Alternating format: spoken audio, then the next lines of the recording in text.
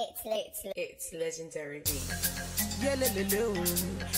Welcome to another edition of African Perspective. This is Trevor Kibet, and the last two representatives in this year's World Cup 2014 for the African continent have just been knocked out in Nigeria and Algeria.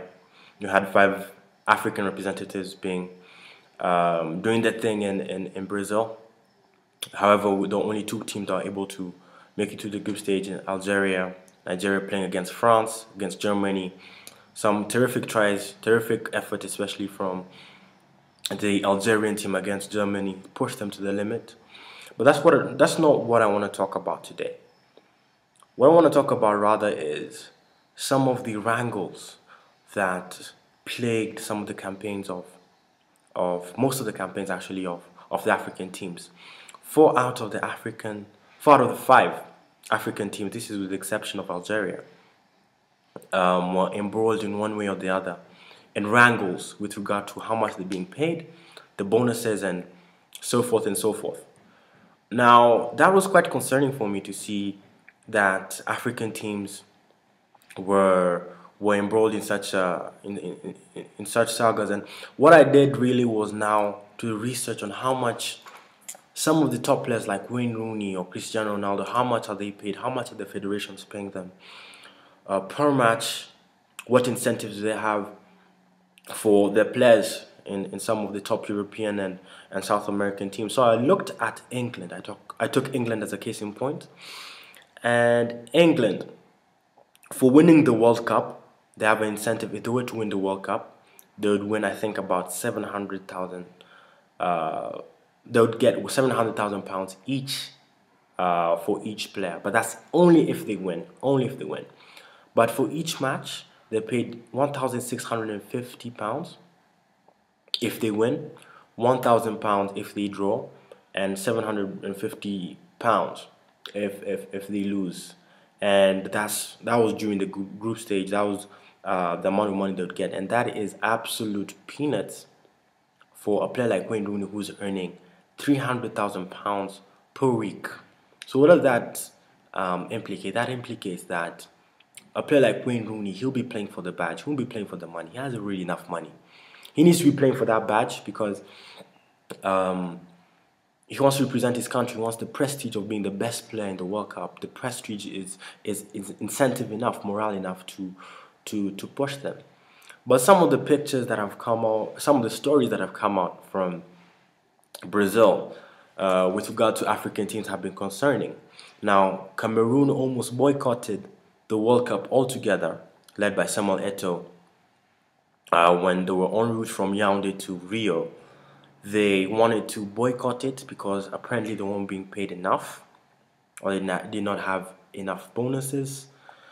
The Ghanaian national team, in the middle of the campaign in the World Cup, just before the game against Portugal, there were wrangles which led to the expulsion of Suleiman Tari and Kevin Prince Boateng, and incredible scene, an incredible picture I actually saw. I was absolutely shocked when $3 million in cash was sent from Accra to Brasilia during the match, and there was a whole convoy. You can't even imagine how much it cost to transport and to have that convoy of cash sent to Brasilia. Temos imagem? Temos. Aí está o comboio levando então o dinheiro da base aérea até o hotel onde estão hospedados os jogadores da seleção de Gana. É a minha 10ª Copa do Mundo. Nunca imaginei que fosse ver uma cena dessa. Não treina se não receber dinheiro. Comboio levando dinheiro para que uma seleção não abandone a Copa do Mundo. Brazil, so it's quite concerning. Now, one thing I have to tell the African players, and this will be a bit of a rant, and I do concede, firstly, before I go on to my rant, firstly, these are some of the best players in the world. They're doing great for their clubs. They need to be paid. Yes. No one is completely selfless. There's no free lunch. They need to be paid. They need to be taken care of. However, with that said, Ghana did not make it through the group stage. But the team is demanding $3 million. That means 150,000, approximately 150,000 per head. We have 23 players in the squad. $150,000 per head for not making out of the group stages. Absolutely despicable, absolutely unacceptable behavior. And people are willing to boycott the World Cup for that. Where is that pride for wearing the badge? Where is that pride? Where is that pride gone? Where is that pride where we had players like Roger Miller playing their heart out for Cameroon, you know, representing Africa in the 1990 World Cup as well. Senegal doing great things. In 2002 against France, reaching the quarterfinals. And it's Djorkaeff who gets caught in possession here. And it was Daf who put El Hadj Diouf away, and they've got two striding up in the centre here. Bouba Diop is there! Oh, and Bouba Diop is there! And Senegal had scored the first goal of the 2002 World Cup! After half an hour's play, Papa Bouba Diop! Oh. Och så gör han en nonchalant dribbling i Gita, så tappar han bollen och så kan Milla göra sitt andra mål. Och så får vi den där dansen igen. Mot publiken. Ja, jag säger det. You know, similarly, even Ghana, there was a sense of humility and a sense of togetherness. You know, it was not all about the money. And it's unfortunate to see that. And when you hear stories like the Greece national team, they're very conscious of they did relatively well to their standards. They made it throughout past the group stage. A lot of people didn't take them to do that, and they gave a good account of themselves. And all that money that they made from the World Cup campaign, the bonuses they got, they decided to contribute it to the development of youth academies and other things in Greece, with view to the dire economic situation that is currently present in Greece. So when African players come and demand $3 million from their federations, and they know that there's a little boy in Accra who doesn't have shoes, who wants to play football, who's passionate about football. There's a little boy in Lagos who's probably the next JJ Okocha, the next John Obi Mikel. Just doesn't have the opportunity, just doesn't have the capital, the resources to show his talent. And now you're demanding that type of money. It's absolutely despicable. I think African players need to get over themselves, and I'm not embarrassed to say this. They need to get over themselves.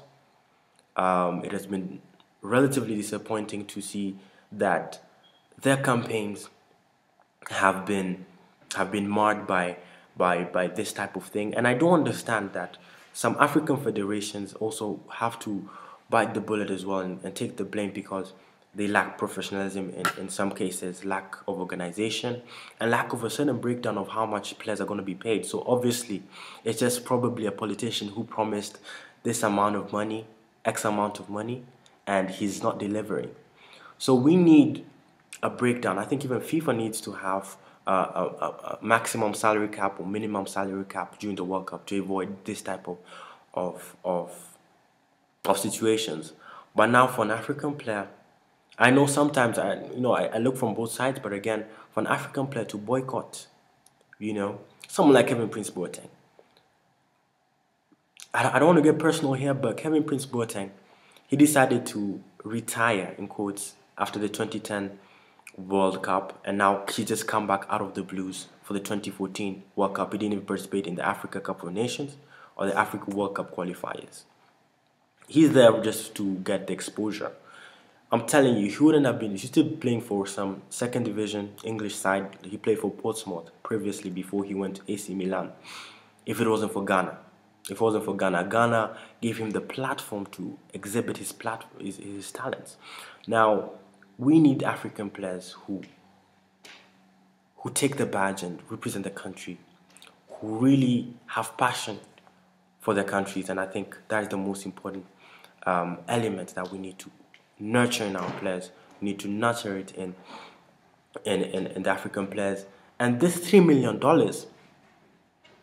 that is being paid to Cameroon or Ghana, or this crazy amount of money, could be going to invest in youth academies and looking for the new Andre Ayew, looking for the new JJ Okocha, looking for the new Mohamed Abu Trika, looking for the new Majid Bugera. Quality players.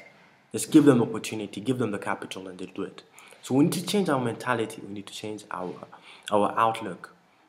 You know, I do concede no one is completely selfless in this world, but playing for the badge, for an African player, playing for a country should be motivation enough for you to do well in the World Cup. And I'm sure that this saga's affected the performance of some of the African players. So that's enough for my rant, that's enough for me for today. I think I put everything out. But I believe in African football.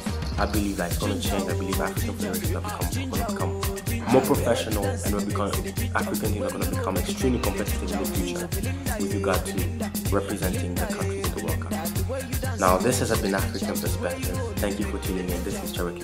Thank you.